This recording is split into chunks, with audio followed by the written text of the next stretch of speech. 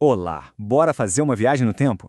A gente vai voltar para uma era de fumaça, vapor e uma inovação que, olha, simplesmente redesenhou o planeta. Sim, estamos falando das revoluções industriais, a força que basicamente criou o mundo em que a gente vive hoje. Já parou para pensar nisso? Como é que o nosso mundo virou o que ele é? A resposta não está num único evento, não. É um processo, uma transformação gigante que começou mais de 200 anos atrás e cujos efeitos a gente sente até hoje. Então, vamos mergulhar nessa história.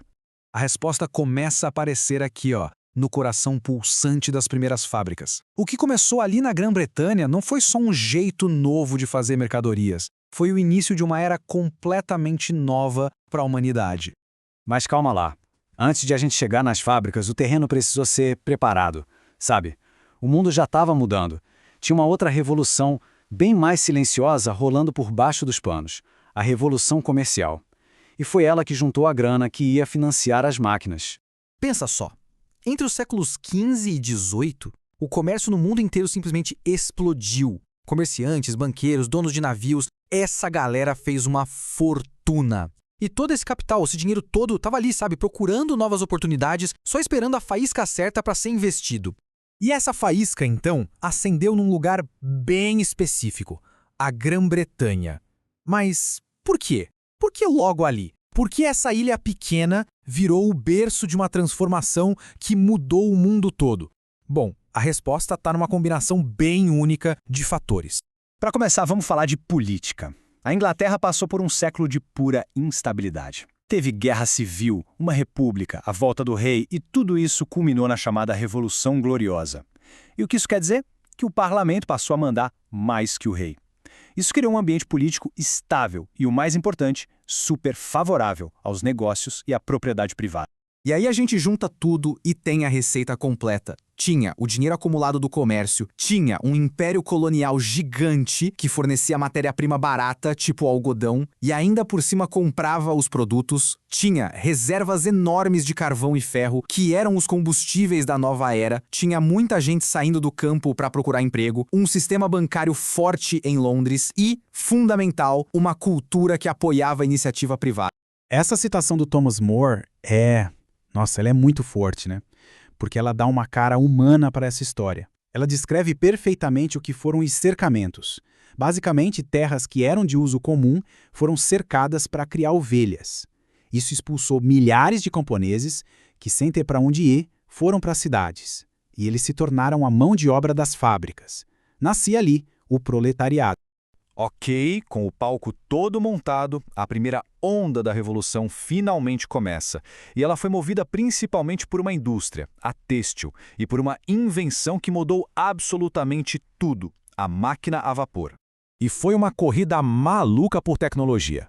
A lançadeira volante acelerou a tecelagem, o que criou uma necessidade gigantesca por mais fio. Aí vieram a Spinning Jenny e a Water Frame para resolver isso, produzindo muito mais fio. Depois, a Mill Genie juntou o melhor das duas. E, por fim, o tear mecânico automatizou tudo. Percebe? Cada invenção resolvia um gargalo e criava outro, num ciclo de inovação que não parava. E aqui está o coração de tudo. A máquina a vapor de James Watt não foi a primeira que existiu, mas foi a que realmente funcionava bem, era muito mais eficiente.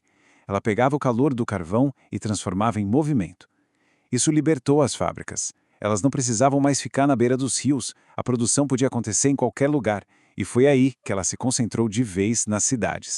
Mas, claro, todo esse progresso teve um custo bem alto. A sociedade como um todo foi virada de cabeça para baixo. Isso criou novas fortunas, novas formas de pobreza e, claro, novos conflitos. Vamos ver como essa transformação toda impactou as pessoas de verdade. Olha esse número, 460 milhões. A população da Europa mais do que dobrou. Esse crescimento explosivo, junto com a saída em massa do campo, levou a uma urbanização totalmente caótica. Cidades como Manchester e Londres incharam sem controle nenhum, com moradias terríveis, sem saneamento básico, o que espalhou todo tipo de doença. E aqui está o ponto central da mudança na sociedade. A velha estrutura social deu lugar a uma nova, baseada em classes. De um lado, a burguesia industrial, os donos das fábricas, das máquinas, do dinheiro. Do outro, o proletariado, uma massa enorme de trabalhadores que só tinha uma coisa para vender, a sua força de trabalho, e vendia em troca de salários miseráveis e jornadas de trabalho absurdas, de 14, 16, às vezes 18 horas por dia. É claro que, com condições tão brutais, a reação dos trabalhadores era inevitável. O ludismo, por exemplo, partia para quebrar as máquinas, que eram vistas como a causa de todo o sofrimento. O cartismo já foi um passo além, se organizou politicamente para exigir direitos como o voto. E o neonismo plantou a sementinha dos sindicatos, criando redes de ajuda entre os trabalhadores. A luta de classes tinha começado para valer. Beleza. A partir da metade do século XIX, a Revolução entra numa fase nova, ainda mais intensa. As tecnologias se espalharam pelo mundo e novas potências industriais apareceram para desafiar o domínio da Grã-Bretanha. Essa tabela aqui resume a mudança de um jeito perfeito. A gente sai do carvão e do vapor e vai para a eletricidade e para o petróleo. O ferro dá lugar ao aço, muito mais forte e versátil. A liderança sai da Grã-Bretanha e passa para novos gigantes, como a Alemanha e os Estados Unidos. E o próprio capitalismo muda. Ele deixa de ser o da livre concorrência para virar a era dos grandes monopólios, agora controlados pelo capital dos bancos que financiavam e mandavam em tudo. E o ritmo das invenções, acelerou de um jeito absurdo. O telégrafo e o telefone fizeram o mundo parecer menor. A lâmpada elétrica derrotou a noite. A dinamite transformou a construção civil à mineração. E o motor a combustão abriu as portas para a era do automóvel. E esse é o grande ícone dessa nova era.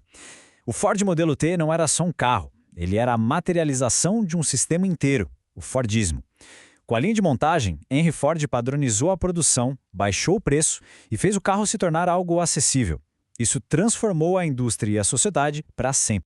E esse ponto aqui é fundamental para a gente entender como o poder no mundo começou a mudar de mãos. Enquanto a Grã-Bretanha seguiu seu modelo liberal clássico, a Alemanha, que tinha acabado de se unificar, veio com uma outra estratégia. O Estado alemão intervinha forte na economia, protegia sua indústria e investia pesado em setores de ponta, como o químico e o de armas. Com isso, a Alemanha virou uma potência industrial absurda, batendo de frente com os britânicos.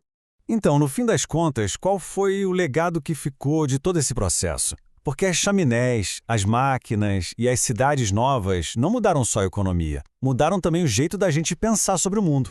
Essa nova sociedade industrial virou um verdadeiro caldeirão de ideias. O liberalismo econômico surgiu para justificar o sistema. O socialismo apareceu para propor a derrubada dele pela luta de classes. O anarquismo queria o fim do Estado.